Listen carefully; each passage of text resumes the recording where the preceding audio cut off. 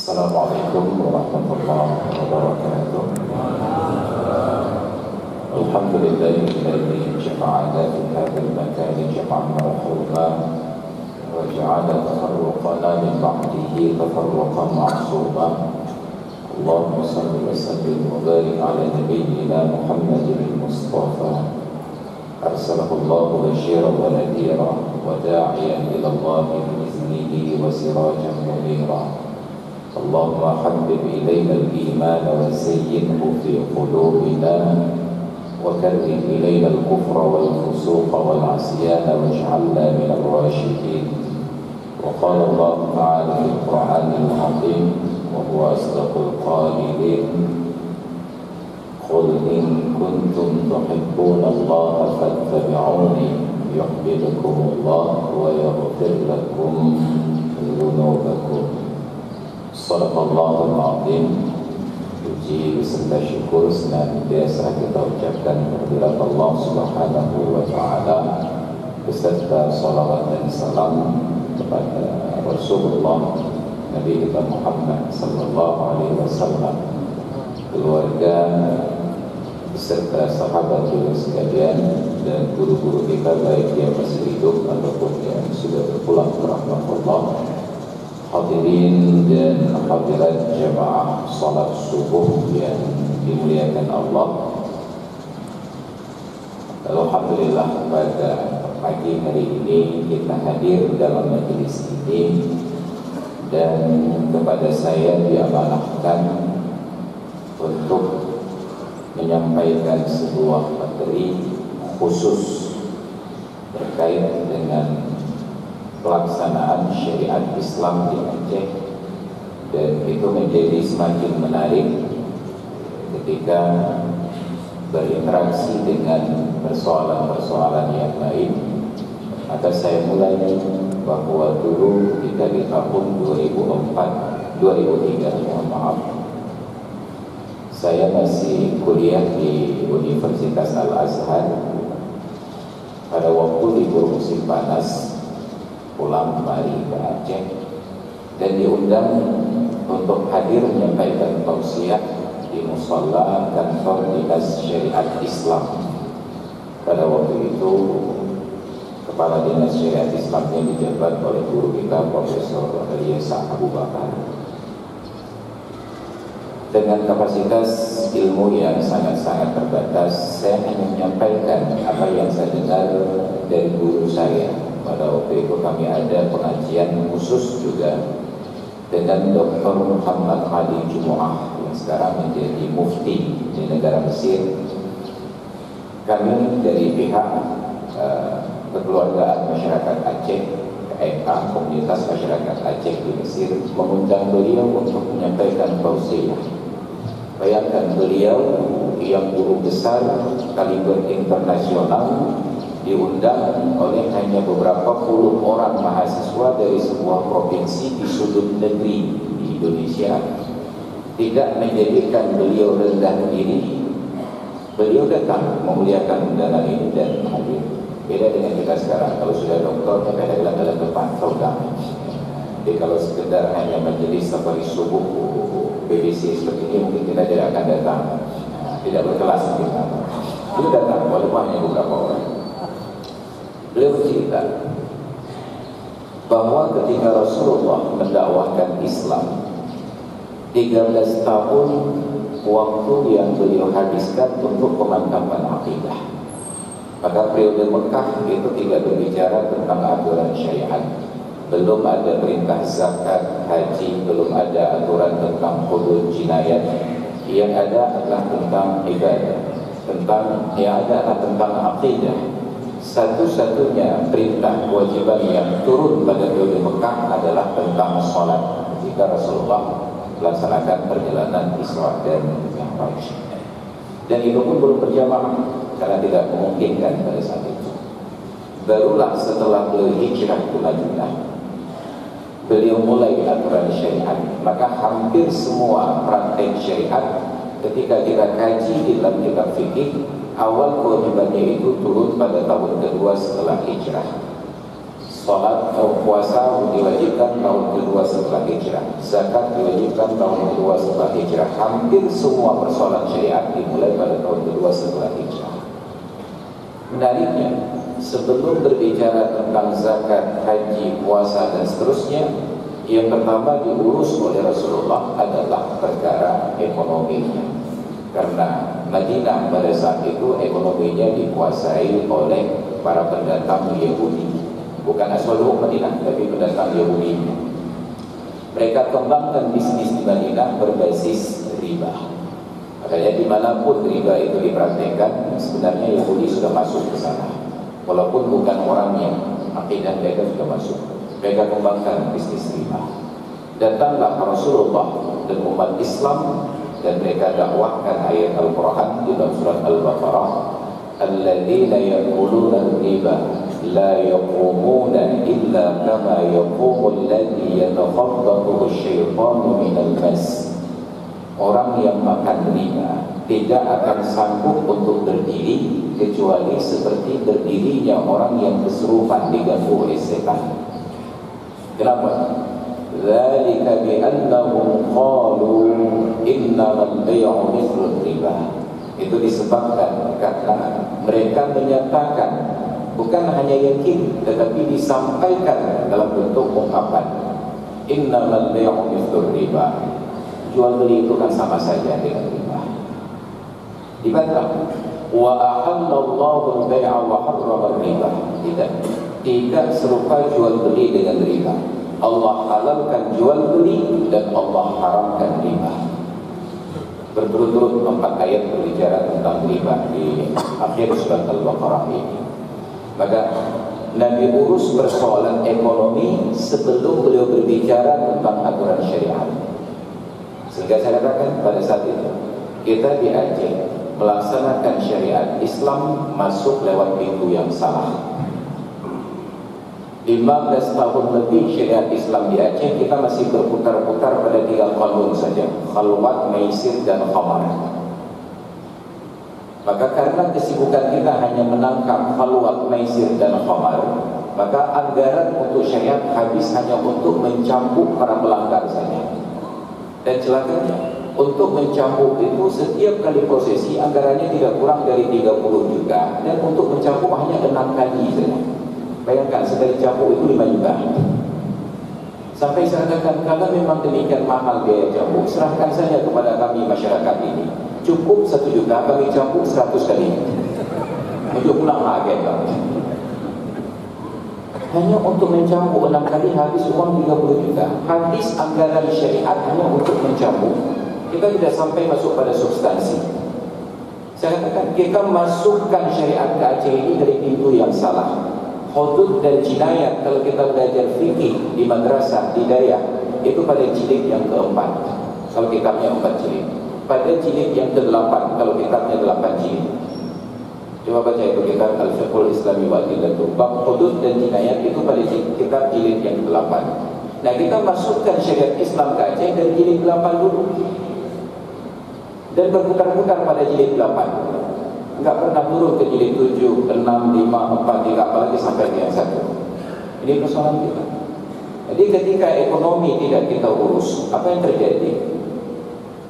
Ketika seorang pria sampai waktunya untuk menikah, ingin menikah, bermasalah. Apalagi di Aceh, masalah tinggi sekali. Limong belah mayang. Limong belah mayang itu anak pada dusun. Kalau anak pada kecil, 20. Celakanya emas terus naik 2 juta per mayang. Maka mohon maaf kepada para jomblo. Ketika mereka ingin menikah tetapi tidak tersedia dana, apa yang terjadi? Mereka berimprovisasi untuk mendapatkan dana. Ada yang pikirannya sederhana saja, melakukan kriminalitas kelas rendah, merampok, mencuri dan seterusnya. Ada yang pikirannya lebih maju sedikit supaya lebih elegan, maka mereka jualan narkoba. Bahkan karir para pejabat sehebat apapun tidak pernah secepat kayanya para pedagang narkoba. Saya khawatir setelah ceramah ini kepala dinas itu makan narkoba lagi. Jadi bukan kaya alam. Terjerumuslah ke sana. Yang kedua, Ketika pintu ini pun ternyata terasa masih sangat lama, mereka terjerumus kepada prostitusi karena mereka kalkulasi yang diinginkan dari kawin itu apa? Kan hanya sekedar untuk melampiaskan hasrat seksual laki-laki dan perempuan. Apa yang repot-repot? Terjadilah prostitusi. Kemudian terlibat dalam ini. Kita tidak selesaikan akar masalah. Kita hanya berbicara di ujungnya saya di atas bui. Makanya ketika syariat Islam diterapkan di Aceh pada Undang-Undang Nomor 44 Tahun 99 tersebut, itu satu paket dengan ekonomi. Tapi tidak berjalan ekonomi syariah. Bahkan Bank Aceh baru dikonversi menjadi syariah sekitar setahun yang lalu. Itu pun sedang berdiskusi yang alot dan sangat panjang. Kekhawatiran kita seolah-olah kalau menjalankan sistem syariah pada Bank Aceh akan meninggal dunia sebelum waktunya. Khawatir kita luar biasa, kita ragukan janji Allah dan kita penuhi janji manusia. Ini kerusakannya. Maka sekarang kita ingin dengan momentum peringatan Maulid Nabi Muhammad SAW yang panjang ini, kita mulai hidupkan kembali perbincangan tentang ekonomi syariah, bukan hanya tentang sholat. Makanya dakwah itu tidak boleh masuk dari ruang ibadah. Kalau dakwah masuk lewat ruang ibadah, maka persatuan itu akan pecah. Kita ribut hanya pada persoalan apakah sholat subuh ini ada kunut atau tidak ada kunut. Kita akan ribut nanti tentang zakat ini sekali atau dua kali. Dakwah itu masuk melalui jalur akhlak. Maka ketika Rasulullah mendakwahkan Islam kemudian menyebutkan Tuhan-Tuhan orang kafir tersebut sebagai Tuhan yang sesat, ditegur oleh Allah Ta'ala dalam Al-Quran, Ya ayyuhalladzina amanu la tasubbul ladzina yad'una min dunillahi fayasubbullaha adwan bighairi ilmin. Wahai orang-orang yang beriman, jangan kalian mencaci Tuhan-Tuhan orang yang menyembah selain Allah, karena menyebabkan mereka juga akan mencaci Allah Ta'ala dengan sikap bermusuhan tanpa adanya ilmu. Maka dihilangkan kosakata kafir-kafir tersebut. Walaupun ada dalam Al-Quran. Kenapa? Dakwah itu melembutkan hati, bukan mengeraskan hati. Maka sejak lama saya katakan, menghidupkan syariah itu lebih mudah lewat jalur ekonomi. Mengajak orang sholat itu lebih mudah dengan membawa uang ke masjid daripada menjanjikan surga. Kita ajak, yuk kita sholat subuh berjamaah ke masjid. Kenapa? Nanti masuk surga. Dia bukan dari kuburan itu. Mati dulu baru ketemu surga. Maka bawa surga itu ke dalam masjid. Lama saya sarankan, kenapa tidak kita buat acara door prize di masjid supaya masjid itu semangat. Setiap yang sholat berjamaah ke masjid disediakan door prize. Masuk dari pintu kanan dan kiri, ambil nomor antrian seperti masuk ke bank.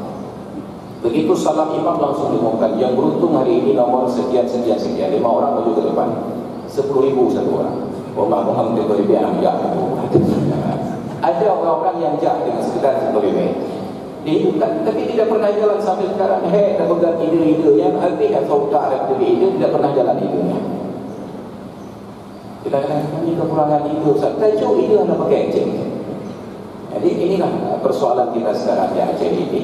Kita jalankan syariah melalui jalur ekonomi. Ekonomi itu dimulai dari kepercayaan, amanah. Tapi amanah itu kampungan sekali bahasanya, atau macam itu trust kata orang sekarang. Dia buat hybrid baru keren. Karena di Indonesia ini kalau sudah Inggris yang tadi ada hidung mencung ke lampi mencung ke bawah. Ini bahasa Inggris. Trust, kepercayaan ini yang sudah hilang dari masyarakat kita. Islam memberikan motivasi yang kuat agar kita bersedia untuk saling membantu. Innallaha fi 'aunil 'abdi ma dama al-'abdu fi 'auni akhihi. Allah Ta'ala senantiasa membantu seorang hamba selama hamba tersebut punya komitmen yang kuat untuk membantu saudaranya. Maka dalam Islam dinyatakan bahwa mengutangkan uang itu pahalanya jauh lebih besar daripada menyedekahkan uang. Kenapa?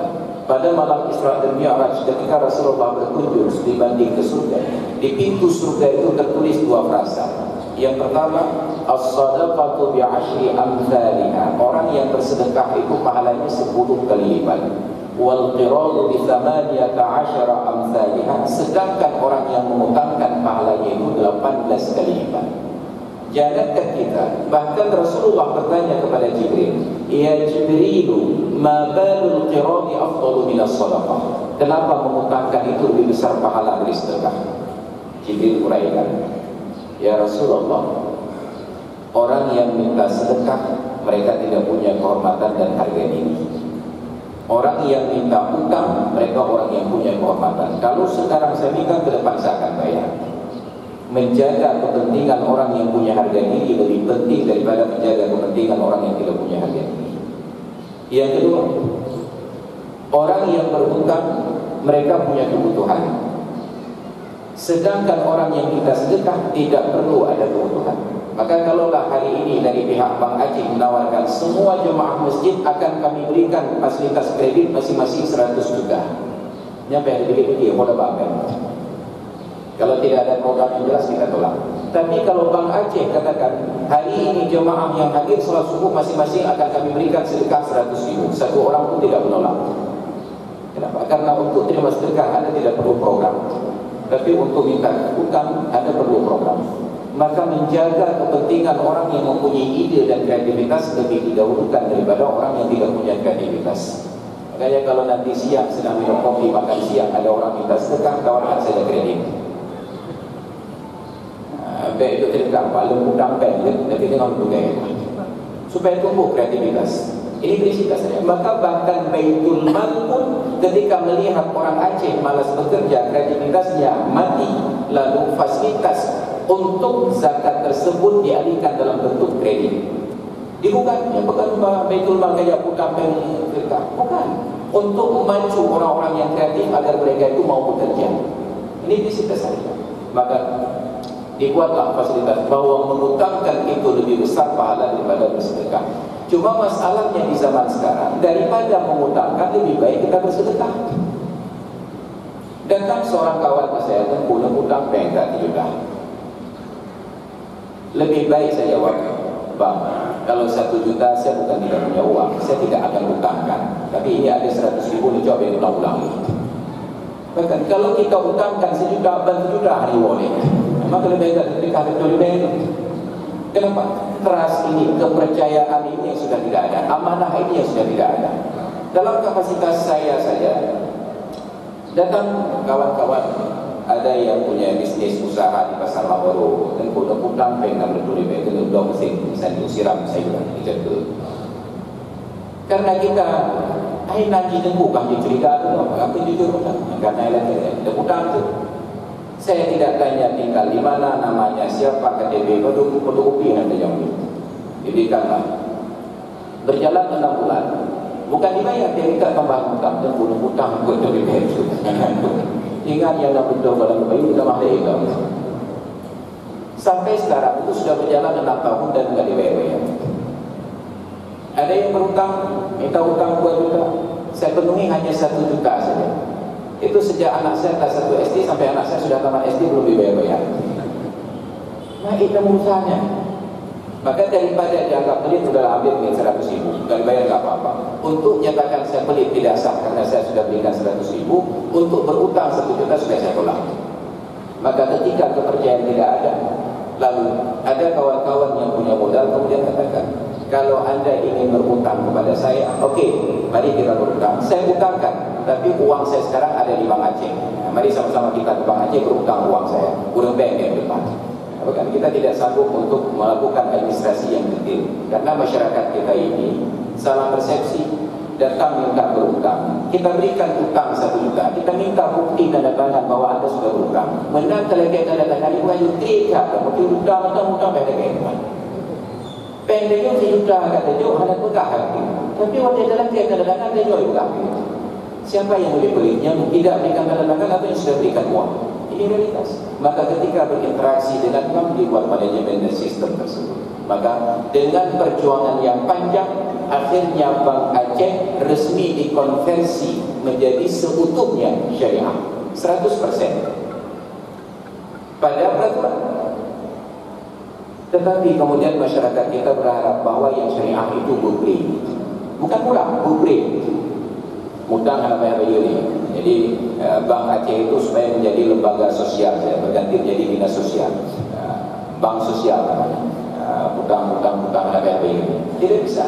Kenapa yang namanya bank harus mengikuti mekanisme hukum, aturan yang sudah diterapkan tentang bagaimana menjaga kepercayaan pemilik dana ketika uang ini digulirkan dalam bentuk fasilitas kredit dan lain sebagainya, itu ada pengembalian berikut dengan keuntungan agar bank terus berjalan dan pemilik dana pun dapatkan keuntungan. Tapi persoalannya, kekhawatiran kita adalah riba.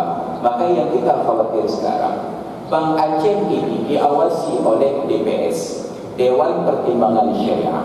Dewan Pertimbangan Syariah ini direkomendasi oleh MUI melalui sebuah lembaga yang dinamakan DSN, Dewan Syariah Nasional MUI. Bukan sembarangan orang bisa lewat melalui DSN itu. Sekalipun Anda sudah profesor, belum tentu Anda akan lewat. Ada kriteria dan kapabilitas. Tapi kita harus akui, sesyariah apapun kita tidak bisa serta-merta seperti membalikkan tangan langsung syariah 100%. Kita menuntut bank itu harus syariah 100% ketika kita tidak siap dengan komitmen syariah. Kita ingin buru-buru. Kalau mau beli sepeda motor, begitu datang ke dealer, ingin waktu pulang itu langsung naik sepeda motor, nggak naik lagi. Tapi ada proses. Ketika orang ingin berhutang, maka diperhatikan latar belakang ekonominya seperti apa, kejujurannya seperti apa. Maka saya sangat ingat pertama kali bank syariah beroperasi di Indonesia adalah Bank BPRS Harekat Bilang Baru. Itu sekitar tahun 94-95. Almarhum Pak Kahdir Raji'un, Allah maghfirlahu. Pada saat itu, ketika belum menjalankan prinsip syariah, yang belum minta jaminan bukan morok dalam bentuk barang, yang belum minta jaminan adalah kepercayaan dari seorang alim. Ada yang ingin berutang, minta seorang alim memberikan rekomendasi bahwa Anda layak diberikan utang. Kalau saya jadi ustaz dipercayalah, maka datang kawan-kawan usaha dan kebetulan rekomendasikan saya ke Bank BPRS Harekat untuk diutangkan. Itu kepada begini, hanya menyeruit banget kayak anak tahu. Kepercayaan itu ditingkatkan lebih dahulu. Maka prinsipnya sehingga dalam konsep bank syariah, jaminan itu hanya bila perlu. Ketika orang yang mengajukan kredit ini dianggap agak meragukan, maka saat dirasa perlu dibuat jaminan. Tidak setiap transaksi utang mensyaratkan jaminan, karena jaminan tertinggi adalah kepercayaan, dan kepercayaan itu yang kemudian menjadi spesies langka dalam masyarakat kita. Maka kita mengenal.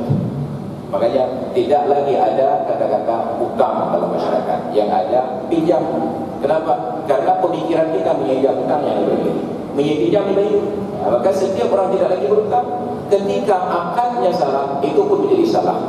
Maka saya selalu menggugat, kenapa bank itu tidak lagi menyebutkan lembaga utang piutang, sudah disebut lembaga simpan pinjam. Itu imbuhan yang tidak pernah saya pelajari sejak dari kelas 1 SD. Pinjam meminjam, utang piutang, sewa menyewa, simpan menyimpan. Ini sudah ada lembaga simpan pinjam.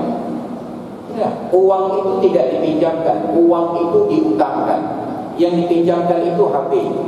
Ketika dipinjam dikembalikan HP yang sama. Yang dipinjam itu sendal, setelah dipinjam dikembalikan sendal yang sama. Yang dipinjam itu kendaraan, setelah dipinjam dikembalikan kendaraan yang sama. Kalau Anda pinjam uang, Anda harus kembalikan uang yang sama dengan nomor seri yang sama. Paham? Tapi anehnya, mulai dari bahasa Indonesia sampai ke dalam bahasa Inggris terjadi inkonsistensi dalam menggunakan istilah. Dalam bahasa Indonesia, pihak bank menawarkan produknya pinjaman. Tapi ketika tiba waktu untuk menagih, yang ditagih bukan pinjaman, yang ditagih utang. Maka banyak dalam utang bawaan. Dalam bahasa Inggris ketika ditawarkan produknya disebut loan. Tapi ketika ditagih yang datang debt collector, hanya jauh debt pokoknya. Ini inkonsistensi dalam berbahasa dan itu masalah dalam syariah. Kenapa? Karena syariah muamalah tersebut al-ibratu fil uqud bil ma'ani bil mabani wal alfaz. Yang menjadi standar pada transaksi adalah redaksi kalimat dan lafaz yang diucapkan. Maka tidak boleh diganti-ganti antara pinjam dengan utang. Utang katakan utang, yang pinjam katakan pinjam. Ini diawasi. Maka yang salahnya, yang sayangnya adalah jangankan kita yang awam, bahkan guru-guru kita yang alim masih akrab dengan kata pinjam. Mohon maaf, bahkan ketika sedang diadakan FGD, itu yang saya sebut bahwa di Indonesia ini semuanya harus pakai bahasa Inggris, Focus Group Discussion tentang konversi bank syariah. Hadir guru-guru kita dari MPU, duduk di meja depan sebagai pemateri. Tiba-tiba beliau katakan, misalnya kita pinjam uang di bank. Saya yang hadir sebagai salah seorang peserta langsung interupsi. Abu, saya mohon maaf, Saya sangat sedih dan kecewa ketika melihat orang dalam kapasitas keilmuan seperti Abu masih menyatakan pinjam untuk transaksi riba. Bayang lagi maafnya itu. Jadi baik fikir Abu yang tidak. Kewajiban kita menegur, bukan untuk menistakan. Maka saya tegur. Barulah beliau katakan, lagi maaf, saya cakap mengat benar bukan. Saya cipta hanya lepas pinjam, tapi kau mengat. Maka hancur lazim kain biasa. Biasakan yang benar, jangan benarkan yang biasa. Maka anda datang ke bank, walaupun oleh pihak bank dalam nomenklatur, tertulis pinjam, tetap katakan ini utang, bukan pinjam. Maka terjadilah akadnya. Maka sebagai bentuk kecil saja, contoh saya luruskan. Persoalan akad dengan bank, ada katakan. Ini yang kita khawatirkan sekarang yang menyebabkan bank itu tidak berkembang. Apa ada itu disebutnya angka bancinya, Maka saya bacakan di awal tadi tentang surat Al-Baqarah ini. Dzalika bi annahum qalu innamal bay'u mithlu riba. Itu disebabkan karena mereka katakan utang itu sama, jual beli itu sama saja seperti riba. Ketika kita serupakan bank syariah dengan bank konvensional, kita sudah masuk dalam konsep ini, menyamaratakan antara konvensional dengan syariah. Tidak, syariah dengan konvensional sangat berbeda. Yang syariah halal, yang konvensional haram. Tapi kan keuntungannya macam bunga, bukan bunga. Kalau anda datang ke bank konvensional membeli satu unit rumah seharga 125 juta, maka harga rumah tetap 125 juta. Anda berhutang uang kepada bank konvensional dan anda bayar uang itu lebih banyak. Berhutang uang bayar lebih banyak, itu namanya riba. Tapi anda datang ke bank syariah, kepada anda tidak dijual uang, rumah dijual. Pihak bank seharusnya dalam konsep aturan syariahnya bertanya, Pak Ustaz mau apa? Saya mau beli rumah. Rumah yang mana? Tunjuk rumahnya. Berapa harga rumah? 125 juta. Datang pihak bank temui pihak pengembang. Pengembang itu bahasa Indonesia, bahasa Inggrisnya developer. Datang temui pengembang. Pak, berapa harga rumah? 125 juta. Oke, kami beli rumah Bapak seharga 125 juta.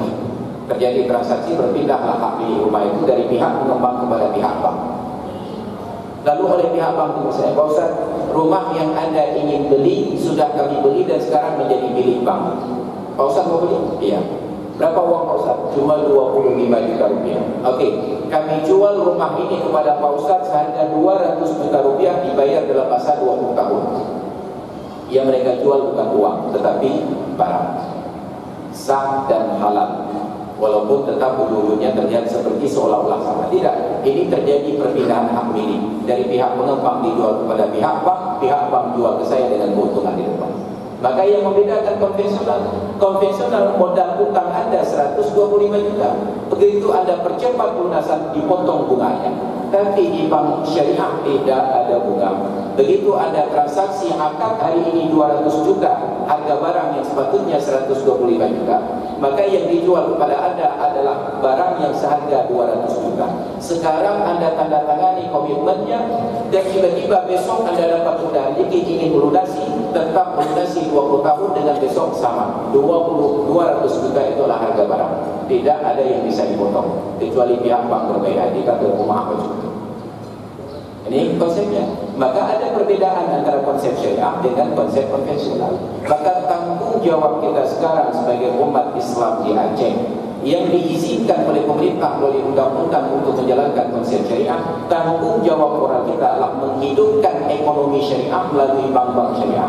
Kalau sempat bank syariah di Aceh mati, maka di seluruh Indonesia syariah tidak akan dijalankan. Saya ingat ketika berkunjung dengan kawan-kawan pimpinan daya tergabung dalam Rabitah Taliban Aceh ke Pulau Jawa, singgah di pesantren Daluan Bangil, Dakwah wal Lughah. Habib-habib tersebut menyambut kami dengan tangisan. Mereka katakan, para ustaz, para kiai, Aceh itu adalah pilot project bagi kami. Kalau syariat Islam di Aceh jalan, kami di Pulau Jawa akan tuntut berjalan syariat Islam. Tapi bila syariat Islam di Aceh gagal, sampai kiamat kami tidak berani minta kepada syariat pemerintah untuk diberlakukan syariat. Kenapa? Aceh yang sudah diberikan gagal. Maka sekarang tanggung jawab kita. Saya merasa miris dan malu ketika dengar informasi dari kawan-kawan bahwa BPRS Harekat sekarang sudah tutup. Itu modal kita. Untuk menunjukkan kepada dunia kami sudah punya modal awal ini, BPR syariah. Tapi itu bisa tutup. Maka kalau sampai Bank Aceh tutup gara-gara unit syariah itu tidak berjalan, sungguh tanggung jawab moral kita di hadapan Allah itu luar biasa sekali. Maka kita hidupkan bank ini, simpan dana pada bank ini, kita ajak bertransaksi dengan bank ini, kita awasi, tolong jalankan dengan konsep syariah, jangan asal ambil untung saja. Maka mulailah masalah yang kedua. Itu yang saya kemarin datang ke Surabaya, diajak oleh kawan-kawan dari BI. Satu hal yang saya apresiasi dari perjalanan ini ketiga kali, Pak Zainal Arifin Lubis, pimpinan BI perwakilan Aceh, beliau naik pesawat kelas bisnis, ada kartu Sky Priority. Dia tidak mau Yohana Bahara awal, langsung lagi. Tapi begitu datang dengan kami yang kelas ekonomi ini, walaupun jalur khusus, beliau antri dengan kami masuk jalur biasa. Sampai di dalam bersama-sama, walaupun beliau di kelas bisnis. Turun di Surabaya, walaupun beliau ada protokol khusus untuk segera berangkat ke lokasi, tapi beliau tidak berangkat dulu sampai semua tamu yang beliau undang ini naik mobil dan berangkat. Malah saya merasa malu ketika kami berangkat naik mobil, beliau masih berdiri melambaikan tangan, hanam tirobenku di kalam yang apa ya? Aku punya 1-0. Kenapa lah? Ini etika ada. Dalam kapasitas orang seperti beliau masih menyempatkan diri untuk melayani hal-hal kecil.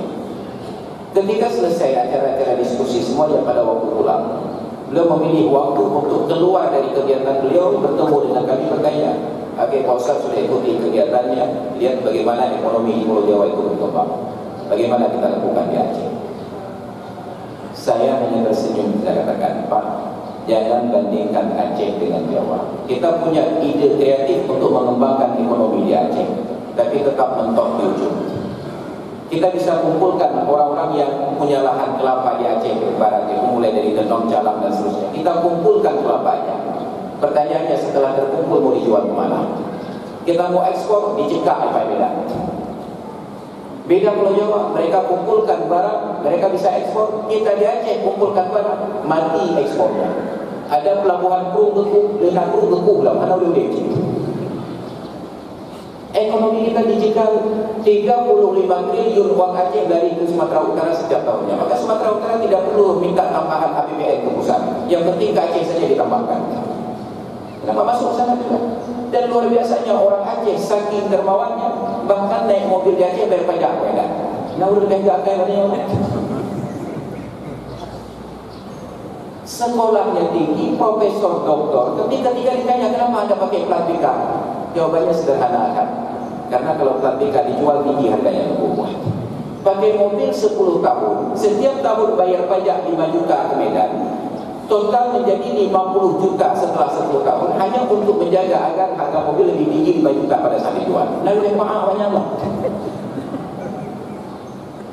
Maka kalau kita jalan di jalan raya pada Aceh ketemu yang tak non-BM, ini jalan kamu mobil banyak. Kami repair bangun jalan ini, Anda bilang punya perdaya aman tak berbeda. Bayangkan untuk hal sederhana saja tidak terbayang dalam benak kita, dan itu dicontohkan oleh para pemimpin. Apakah Aceh negara Olia, negara Bumot lebih hati rumpunya, tapi kan. Lalu bagaimana kita akan kembangkan ekonomi di Aceh? Makanya kalau ingin berbicara syariah, bicaralah ekonomi lebih dahulu sebelum Anda menghukum orang lain. Karena bila ekonomi tidak berputar, kita sedang menjebak masyarakat untuk menghadapi hukuman sosial. Mereka akan terus mencuri karena uang tidak tersedia. Mereka akan terus berzina karena untuk kawin tidak mampu. Mereka akan terus main judi karena hiburan yang berbiaya. Tapi ketika ekonominya mampan, orang yang sibuk dengan ekonominya kebanyakan untuk nonton TV akan. Makanya warung-warung kopi kelas tinggi tidak disediakan TV. Yang TV-nya warung kopi kelas rendah. Kenapa? Orang yang tidak sibuk bisnis lalu nonton TV. Tapi bagi orang yang punya bisnis, nonton TV itu rugi. Ketika orang sudah punya aktivitas bisnis, mereka akan memanfaatkan waktu semaksimal mungkin untuk hal yang bermanfaat. Makanya hadirin kaum muslimin yang dirahmati Allah, oleh karena itu luruskan benak kita bahwa yang konsep syariah tidak pernah serupa dengan konvensional, bahwa pada praktik terjadi kesamaan, itu bukan salah sistem, itu salah orangnya. Maka luruskan orangnya, datang ke bank syariah, katakan tolong transaksinya sepenuhnya sesuai dengan konsep-konsep syariah. Maka hadirin kaum muslimin yang dirahmati Allah, karena waktu pula saya sebenarnya ini tidak singkat bagi saya kalau sudah ada mic, apalagi ada yang duduk dengan begini, ayo dari sana. Kan lagi profesor doktor itu. Tapi itulah keadaan, semua kasihkan harus berhenti. Makanya sinetron itu beliau bersambung kapan ketika mata Imam dapat bersambung juga. Penasaran ya, kau akan lanjutkan kembali. Maka pada pagi hari ini kita sudah hadir ke majlis ini, solat subuh berjamaah, dan kita ingatkan bahwa safari subuh ini hidup itu disebabkan karena ada modal di awal sarapan pagi gratis. Makanya Pak Safwan Yusuf sampai cerita saya, Pak Ustaz, yang 3 safari subuh hampir 40 juta anggaran untuk sarapan pagi. Tapi ketika sudah berjalan ada anak tajuk pendek yang ini. Makanya di masjid-masjid yang belum hidup safari subuh, yang belum hidup solat berjamaah, kita adakan acara door prize. Hanya celeng-celeng masjidnya pilih pembangunan masjid. Pembangunan masjid juga yang lumayan mana. Ambil celeng masjid tersebut buat door prize. Duduk di spanduk berikut, bukan di masjid ini tersedia door prize setiap solat fardu berjamaah 5 waktu. Satu amplop 10.000. Untuk solat zuhur satu amplop 10.000, 5 amplop 50.000. Zuhur 50.000, asar 50.000, maghrib 50.000, isya 50.000. Untuk subuh tak cukup, tak boleh 50.000. Kalau 50.000 mereka tak tahu. Untuk subuh satu amplop 50.000, 5 amplop 250.000. Menyatukan satu amplop dari contoh menjadikan. Boleh. Hidup bagainya. Uang yang banyak itu masukkan ke masjid, bagi-bagi di dalam masjid. Jadi kalau ada orang minta sedekah, suruh jalan ke masjid. Makanya kita hidupkan di masjid ini ada tahfidz. Jadi untuk tahfidz kita minta dermawan tolong kepada yang sudah hafal Al-Quran 1 juz, ada berikan subsidi sekian, umpamanya 1 juta rupiah. Maka kalau ketemu pengemis di tempat baru makan, pegang beino lagi dekat, ditambanglah masjid Baitul Salihin, ngebut-but sampai Quran 7 juta rupiah. Maka orang-orang yang tidak punya pekerjaan masuk masjid untuk baca-baca Quran, hafal Quran. Yang kerja bahkan tu dinas sama amanah liur lagi dekat, yang hanya pun baca doa terus. Maka apa? Hidupkan masjid itu dengan aktivitas ibadah dan kreativitas. Yang ide-ide yang penting untuk kita hidupkan. Tapi sudah punya pemimpin tidak punya itu. Makanya ke depan pilih saya sebagai gubernur. Yang kedua dan saya ingin berterima kasih. Demikian kembali sekedar untuk memotivasi kita di pagi hari ini. Mudah-mudahan kebaikan dan niat baik kita ini diridhoi oleh Allah Subhanahu wa taala.